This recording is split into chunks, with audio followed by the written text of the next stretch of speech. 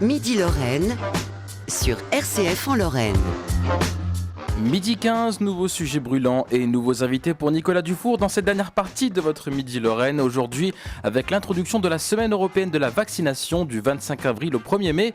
Et pour en parler, nous accueillons aujourd'hui Philippe Carrier du centre de vaccination de Toul et Catherine Collovald, chargée de prévention de l'assurance maladie de Meurthe-et-Moselle. Bonjour à vous. Bonjour Mickaël et bonjour à vous, donc Catherine Collovald et Philippe Carrier. Alors sujet brûlant peut-être, sujet piquant aussi pour continuer dans les jeux de mots. La vaccination, elle est très présente dans nos vies et dans l'actualité depuis un an, mais tant mieux finalement, puisque la vaccination, elle sauve des vies. Et si on a traversé des moments difficiles avec le Covid-19, les campagnes de vaccination contre le Covid sont toujours en cours d'ailleurs, on va y revenir. Cela ne doit pas faire oublier l'importance des autres vaccinations pour préserver la santé de tous. Philippe Carrier, c'est là qu'est l'enjeu de cette semaine européenne de la vaccination. Oui, en effet, la semaine européenne de vaccination, comme tous les ans, cette année, c'est la vaccination pour tous, à tous les âges. Il ne faut pas oublier que, effectivement, nous continuons de vivre une pandémie historique. On a le projecteur ont été braqués sur la vaccination Covid-19, mais il ne faut surtout pas oublier les autres vaccinations on a tendance un peu à les laisser de côté, mais c'est quand même très important de se vacciner tout le temps de sa vie, du début jusqu'à la fin. On va y revenir rapidement. Catherine Collovald, c'est quoi l'histoire de cette semaine européenne de la vaccination ? Ça fait déjà un petit moment qu'il existe, Nicolas, la semaine européenne de la vaccination. Ça a été créé en 2005 par l'OMS. Voilà, c'est pas un mouvement européen, c'est l'Organisation mondiale de la santé qui avait lancé ça et ça a été donc repris dans la plupart des pays européens. Et chaque année, le ministère de la Santé, Santé publique France, lance cette campagne-là qui a toujours lieu fin avril, la dernière semaine du mois d'avril. Et donc nous, l'assurance maladie, avec différents partenaires, on est là pour en parler, la promouvoir et puis surtout relancer les vaccinations qui ont été peut-être oubliées par quelques-uns de nos assurés. Et on va revenir sur les actions que vous proposez durant cette semaine donc européenne, mais avant cela, j'enfonce une porte ouverte. La vaccination, c'est pour soi, mais c'est aussi pour les autres. La vaccination, c'est un acte solidaire et citoyen. Oui, c'est un acte solidaire et citoyen. Et puis, quelque part, on va aller loin. On est un peu des super-héros quand on se fait vacciner. Si à partir du moment où on se fait vacciner, on ne tombe pas malade. Et si on ne tombe pas malade, on contamine pas les autres, évidemment. Alors voilà, donc c'est quand même... On a la chance, en fait, d'avoir à notre disposition des vaccins divers et variés.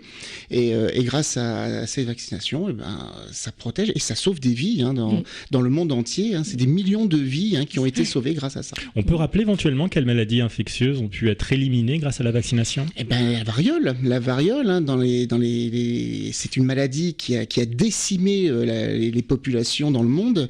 Dès le Moyen-Âge, même avant le Moyen-Âge, on en a retrouvé bien avant dans les momies égyptiennes, on a retrouvé des traces de variole. Et dans les années 50, il y a une grande campagne de vaccination massive de la planète qui avait été lancée par l'OMS d'ailleurs. Et en 1980, l'OMS a déclaré éradiquer cette maladie parce que tout le monde a été vacciné sur Terre. Et est-ce qu'il y a des maladies infectieuses qui pourraient revenir sans couverture vaccinale suffisante ? Alors, on peut parler de la rougeole, notamment la rougeole, il y a encore quelques années, il n'y a pas si longtemps que ça, il y a eu une recrudescence parce que normalement, il faut 2 doses de rougeole. Alors, tous ceux qui sont nés après 1980 doivent avoir 2 doses de vaccin rougeole, oreillon, rubéole, ce qui n'a pas été vraiment le cas en France. Et il y a eu des épidémies, on peut le dire, notamment en Alsace. Voilà ce que j'allais dire, dans certains départements, pas très loin de chez nous, en Moselle, en Alsace, où le taux de cas de rougeole a augmenté sérieusement et où nous-mêmes, l'assurance maladie, on a dû aussi aller sur le terrain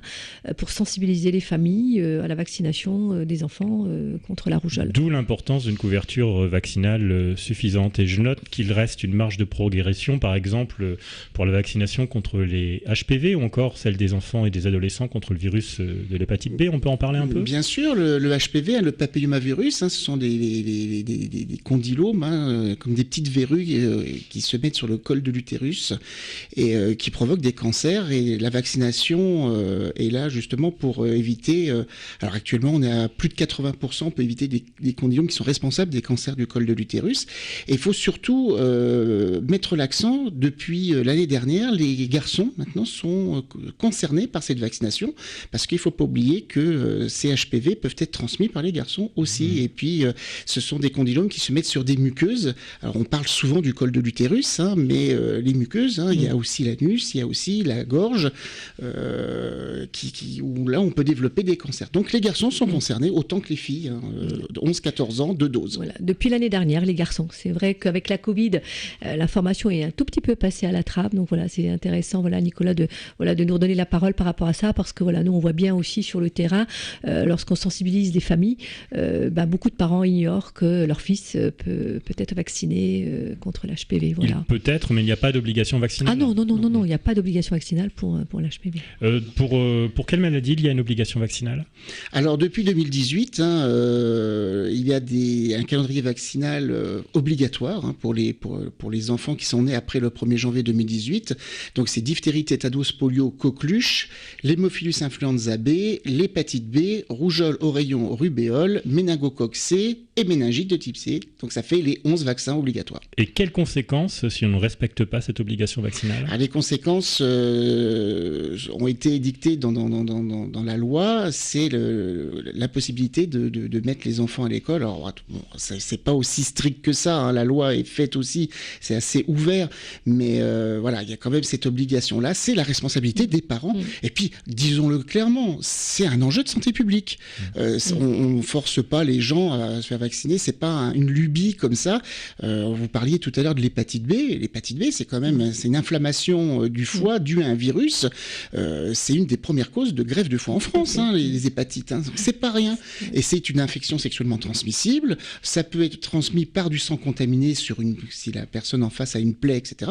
C'est quand même pas rien. Il y a 20 à 30% des cas des gens qui sont pas vaccinés qui peuvent développer une hépatite B chronique. Et je peux vous garantir que c'est pas beau à voir et on tombe dans la chronicité, c'est très compliqué. Donc la prévention, c'est important aussi à ce niveau-là.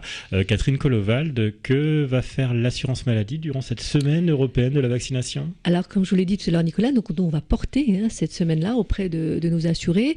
Alors, la semaine de la vaccination, on parle beaucoup, nous, du public, des assurés, mais il ne faut pas oublier aussi que c'est un enjeu, cette semaine-là, auprès des professionnels de santé. Le but, c'est aussi de sensibiliser, bien sûr, le grand public, mais il ne faut pas oublier aussi que les professionnels de santé sont aussi mis à l'honneur dans cette semaine-là. Et d'ailleurs, une des grosses actions phares de cette semaine européenne sur le Grand Est, si je puis dire, c'est un webinaire qui va être organisé le mercredi 27 avril par l'ARS Grand Est, justement, avec le réseau, que je cherche le nom parce que je ne l'ai pas retenu, Antibio-Est, voilà. Donc, c'est à destination des professionnels de santé. Donc, c'est le mercredi 27 avril à 20h30. Donc, pour les professionnels de santé qui nous écoutent, en fait, il suffit d'appeler un numéro qui est le 03 83 15 35 14 pour s'y inscrire. Voilà. Parce que l'autre enjeu, l'autre message que vous souhaitez aussi diffuser à l'occasion de cette semaine européenne, c'est que si on a le moindre doute concernant les vaccins, on contacte justement un professionnel de santé. Bien sûr, il y a le professionnel de santé qui est l'acteur, je dirais, numéro 1 pour la vaccination, mais aussi pour toutes les informations qui tournent autour de la vaccination. Alors, il y a le médecin traitant, il y a le pharmacien, il y a les sages-femmes, les infirmières. Il ne faut pas oublier aussi que tout ce réseau-là est amené aussi à vacciner et aussi répondre aux questions. Alors, il y a quelques actions aussi là que je peux citer parce que, moi, j'ai porté là cette conférence webinaire pour les professionnels de santé. Nous, on sera présents auprès des étudiants. Cette année, on a choisi de mettre un focus auprès des étudiants avec la santé universitaire. Donc, on sera présent sur 3 campus. On est présent au Crous du Vélodrome le 26 avril, entre midi. On est présent aussi à Artem le 28 avril, entre midi. Et puis, on est sur le campus médecine, donc le 3 mai. Et puis, il y a d'autres actions aussi. Il y a aussi un stand, je crois, le 25 avril. Enfin, je crois, non, je suis sûre, le 25 avril au CHRU de Nancy. Donc, pour les personnes qui souhaiteraient avoir des informations et rencontrer des professionnels de santé, moi je les invite à venir jusqu'à Brabois le 25 avril le matin de 9h à 12h30.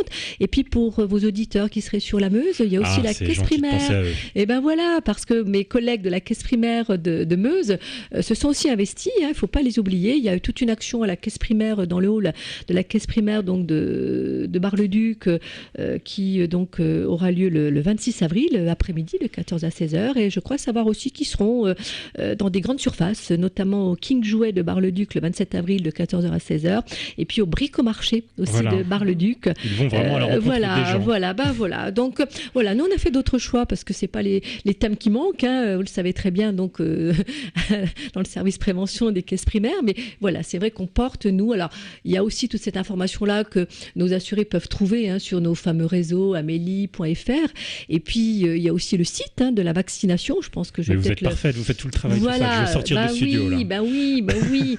Et moi je sais que je suis partie, c'est vrai que c'est compliqué des fois de m'arrêter, mais voilà, sur des sujets comme ça qui me passionnent depuis des années, voilà, on ne peut qu'en parler, et c'est vrai que voilà, pour tous vos auditeurs qui auraient besoin d'informations sans forcément aller voir le médecin traitant, parce que des fois on n'est pas obligé d'aller voir son médecin traitant pour avoir une information précise et rassurante aussi, voilà, il y a le site vaccination Infoservice, voilà, et j'invite donc vos auditeurs à aussi le fréquenter, ce site, à trouver énormément d'informations, l'actualité aussi sur le calendrier vaccinal, parce que là on l'a pas vraiment abordé, mais le calendrier vaccinal 2022 qui va paraître là ces jours-ci, et je pense dès lundi, voilà, ils pourront le découvrir sur le site vaccination Infoservice. Et puis vous avez évoqué des actions en Meurthe-et-Moselle et dans la Meuse, il y en a bien sûr aussi en Moselle et dans les Vosges, on peut les retrouver voilà, sur Internet. Là j'ai pas connaissance de toutes ces actions-là, mais voilà, il y en a aussi bien sûr dans tout le Grand Est, puisque toutes les caisses primaires et tous les partenaires concernés se mobilisent pour cette semaine, donc du 25 avril au 1er mai. Merci beaucoup Catherine Collovald, et merci également à vous Philippe Carrier. Michael, est-ce que vous avez sorti votre carnet de santé pour vérifier que vous êtes à jour dans vos vaccins? Je suis à jour, mais étant donné que j'ai 25 ans, je dois faire quand même quelques rappels, si je me trompe pas. Donc c'est pour bientôt. Tétanos, polio, coqueluche, ce sera parfait. Exactement. Je prends note. Bon week-end à vous, Michael. Bon week-end à vous aussi.